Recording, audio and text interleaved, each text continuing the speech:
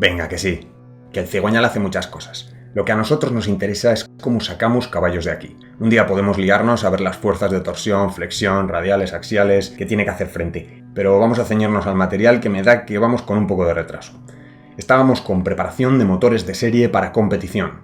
Una persona pues que escribe, es un libro de texto. Es un libro de palabras, o sea, no es de dibujitos ni nada de esto. Es un libro con un montón de texto, ¿vale? Y los trabajos que vamos a ver hoy son el redimensionado, aligerado y el equilibrado del cigüeñal.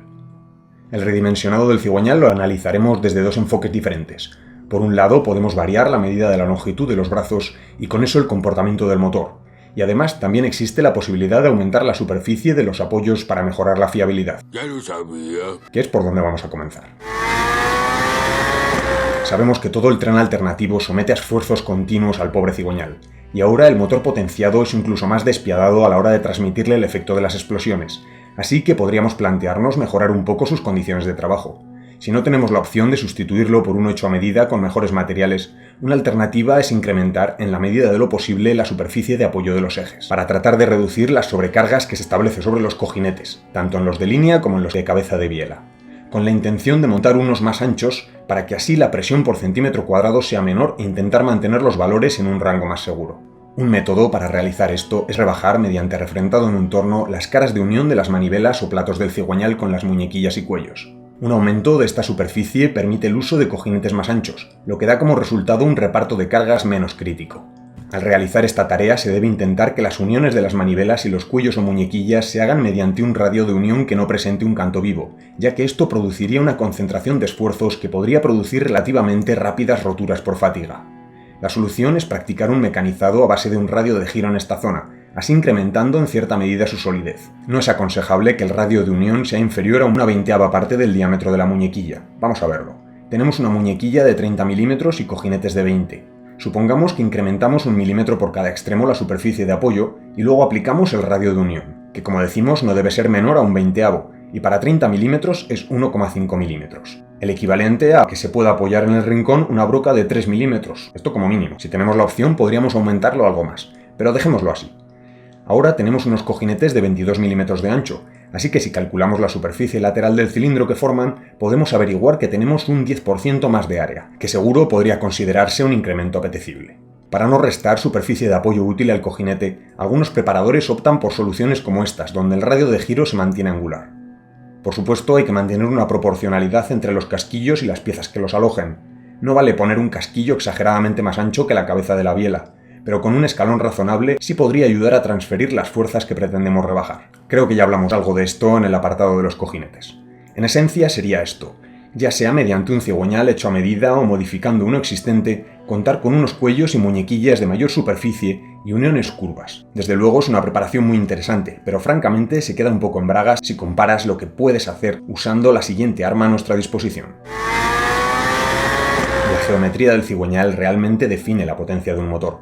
Como sabes, la potencia se averigua mediante el par motor y las revoluciones a las que gira, y aquí nuestro protagonista tiene que elegir entre darle más importancia a uno o al otro, pero los dos dependen directamente de él.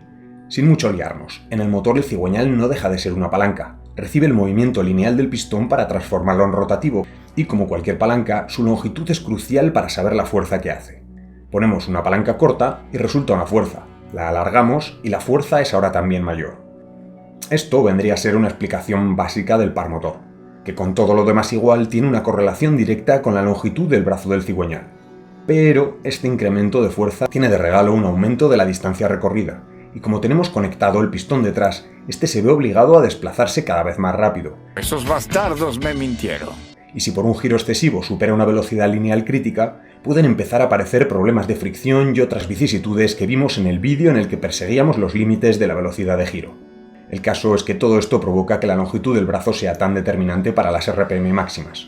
Con esto ya se puede adivinar qué caminos tenemos. Bien podríamos buscar mayor potencia mediante un aumento del par motor a las mismas revoluciones, la famosa preparación Stroker, que como sabes se llama así porque bore y stroke son el diámetro y la carrera, y aquí estaríamos aumentando esa carrera. Sí, no lo sabía.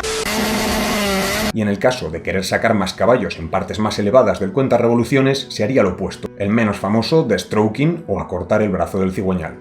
que aunque puede dar lugar a las preparaciones más interesantes, tiene una parte que puede parecer negativa a primera vista, ya que estos cambios en el brazo del cigüeñal no solo varían el par de fuerza y las RPM, sino que además son lo que va a definir la cilindrada del motor, y estos son palabras mayores. Mientras una preparación stroker produce un aumento del cubicaje, un destroking lo reduce. Sin embargo, no es el fin del mundo porque aporta varias ventajas. Menos peso debido a las piezas más pequeñas, un llenado del cilindro mejor por las proporciones más favorables y las mencionadas revoluciones extra, entre otros. Así que si el presupuesto no es un problema, un motor que opte por esto es potencialmente mucho más competitivo, ya que esas cosas serán desventajas en el stroker.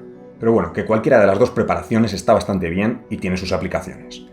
Lógicamente, también habrá que pensar si hay hueco en el cárter y algún detalle sin importancia, como qué cojones hacemos con la parte de arriba del motor. Pero bueno, si nos metemos en eso, ahora no acabamos.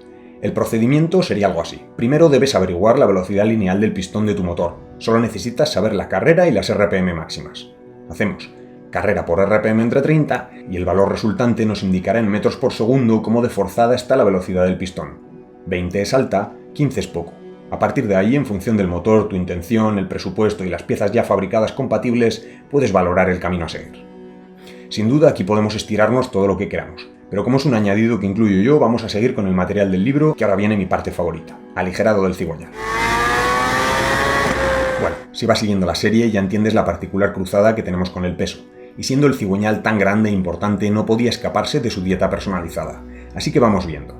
Si estás preparando un motor moderno, lo más seguro es que tengas un cigüeñal forjado. Existen de fundición en algunos motores básicos. Su principal desventaja es que ese método de fabricación es proclive a tener imperfecciones y su estructura es menos resistente, por lo que se opta por hacerlos sobredimensionados, lo que los hace finalmente más débiles y pesados.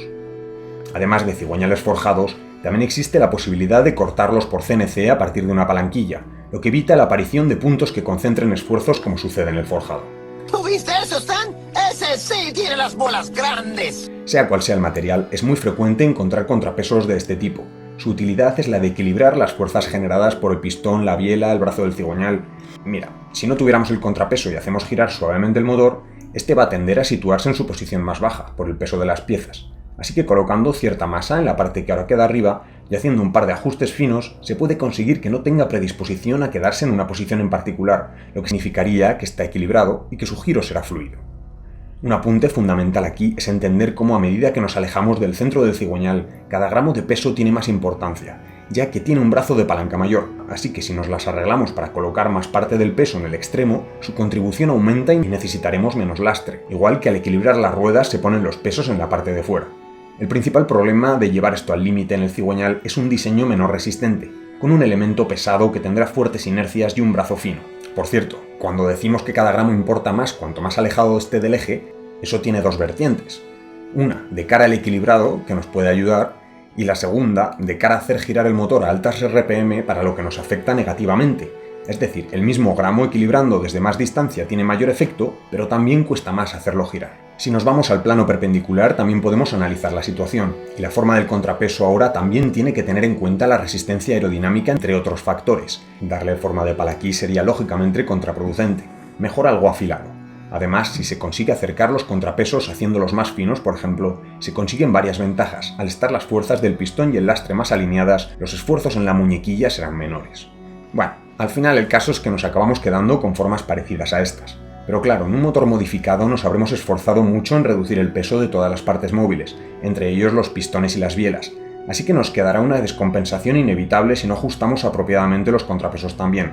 El giro será irregular y a altas vueltas va a generar vibraciones peligrosas, así que los podemos trabajar mediante varios métodos para acercar de nuevo los pesos antes del equilibrado final, ya sea refrentándolos o retirando peso de su extremo. Con lo que ya sabemos podemos entender formas como el knife edging, que permite el aligerado y alguna otra ventaja añadida. La masa total de los contrapesos también está afectada por la velocidad que vaya a tener el motor, ya que a medida que sube la velocidad de giro el efecto giroscópico compensa en cierta medida la vibración. Sin embargo, es importante destacar que el efecto giroscópico no puede eliminar por completo las vibraciones, especialmente si el desequilibrio del motor es significativo. Los contrapesos seguirán siendo necesarios para minimizar las vibraciones y garantizar un funcionamiento suave, y luego ya en función del requerimiento seremos más o menos agresivos.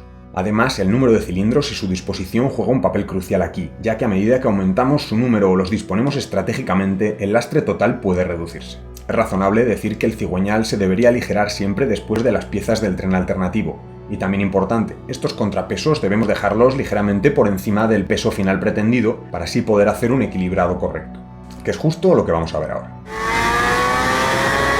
Equilibrado del cigüeñal. Es el último paso, pero sin él no podremos tener un motor fiable y revolucionado.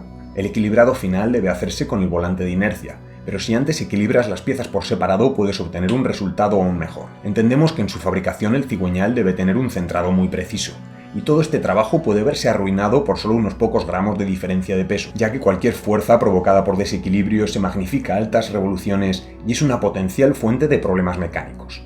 Por tanto, este es un punto que no puede ser ignorado. Las operaciones se nos presentan divididas en dos apartados: el equilibrado estático y el equilibrado dinámico. El primero consiste en situar el cigüeñal sobre dos juegos de discos que soportan los cuellos de los extremos, permitiéndoles el giro libre. Una vez instalado, se puede hacer girar suavemente sobre su eje, observando atentamente el punto en el cual se para. Se repite la operación un número indeterminado de veces marcando hasta localizar el punto más pesado, que será el que se quede abajo. Así, ahora se pueden emplear pesos magnéticos para ir cuantificando la medida del desequilibrio para posteriormente realizar unos avellanados proporcionales que retiren el peso sobrante. Las zonas de donde se retira el material serán las partes externas de los contrapesos y los lugares neutros de las manivelas. Posteriormente se repite la operación hasta erradicar la tendencia de detenerse en un punto del cigüeñal, con lo que habríamos logrado este equilibrado estático y ya tendríamos el cigüeñal listo para pasar al dinámico. Este se efectúa a base de comprobar las tensiones en movimiento, haciendo girar el cigüeñal a varios regímenes diferentes con una máquina específica para esta tarea, que podrá señalar la magnitud de las perturbaciones y su situación para después corregirlas. Aunque no es una máquina que se tenga por casa, hay profesionales especializados en estas actividades que pueden equilibrar nuestro cigüeñal así. El libro no cuenta mucho más que esto y creo que ya tengo bastante vídeo para editar, así que lo vamos a dejar por aquí. La parte siguiente es el volante de inercia. Muchas gracias por la atención y un gran saludo.